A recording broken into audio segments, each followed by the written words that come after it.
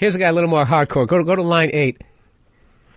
Hey, Tom in Connecticut. What's up, man? You're on Uninformed. What's going on?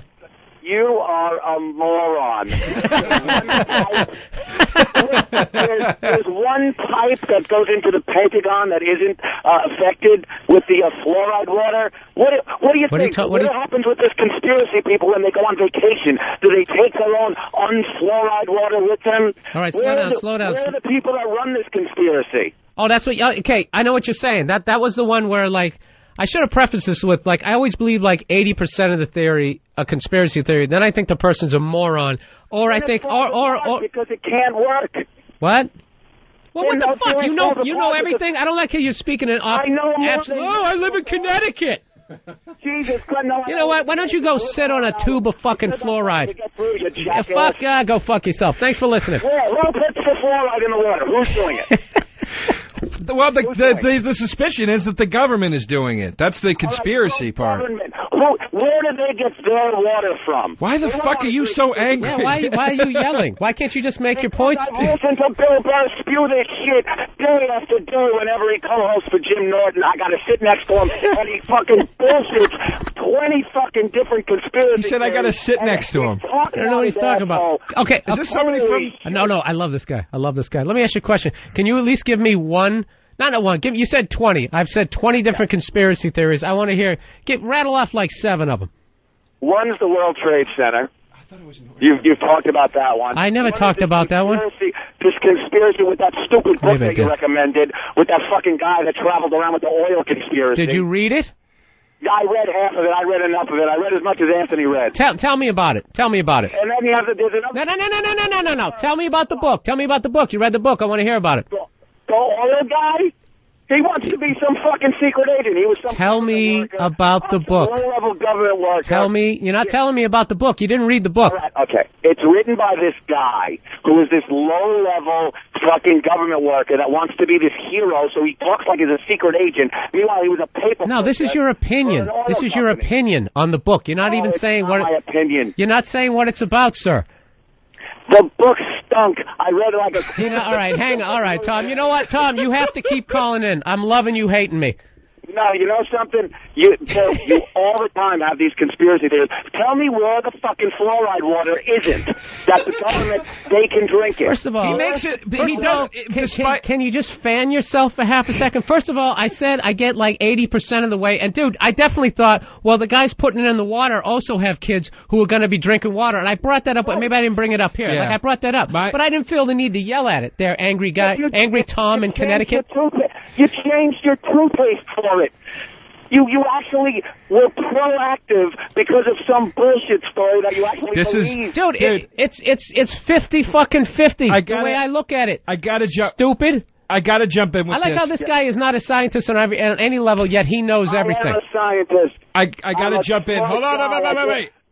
I got to jump in with this. It's just too perfect of a time because this guy is railing Bill for how paranoid he is. I was over Bill's house one day, and you know those games they have like at the top of the MySpace page, Danny, right? Yeah. Where it's like you play it with your mouse, and it's like beat the rabbit in a race and win an iPod. You have to click the mouse. Yeah, really those terrible flash games. Bill is playing it. And I'm standing there watching him, and he turns, he goes, you know, these fuckers, you know who makes these games? It's the fucking companies that make the mouse.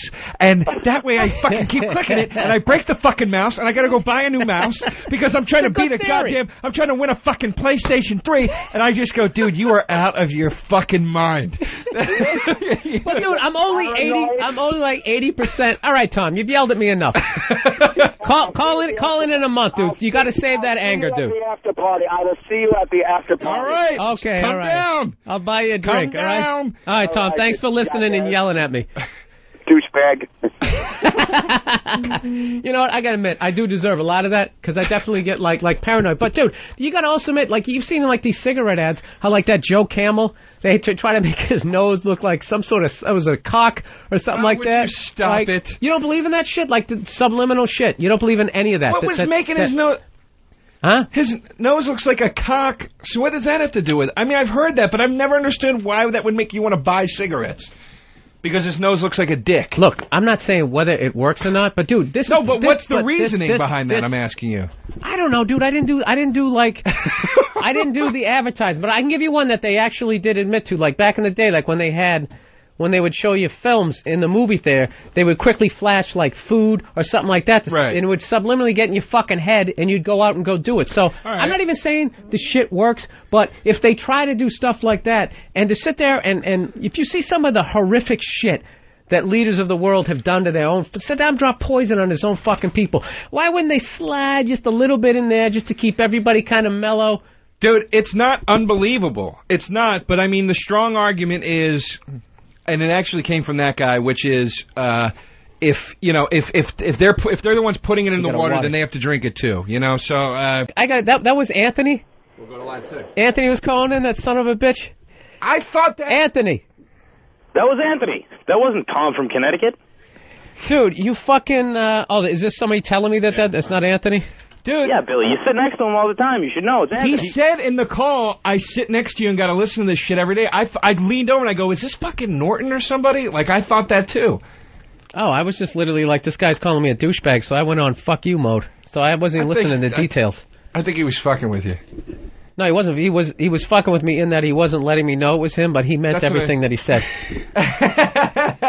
I should have known it was him when it was the same, when he had read the exact same portion of the book. Like, the guy's a fucking douchebag. Well, that's hilarious. Either way, we'll be at the after party tonight, right? And come on down. After party. Maybe Tom from Connecticut can show up. That's fucking hilarious. Come on, son of a bitch. He even said it. He goes, "I'll see you at the after party." And Danny told us after party that he was coming. So. Well, a lot of other listeners said that they were coming. That doesn't make you Anthony. Nobody said it.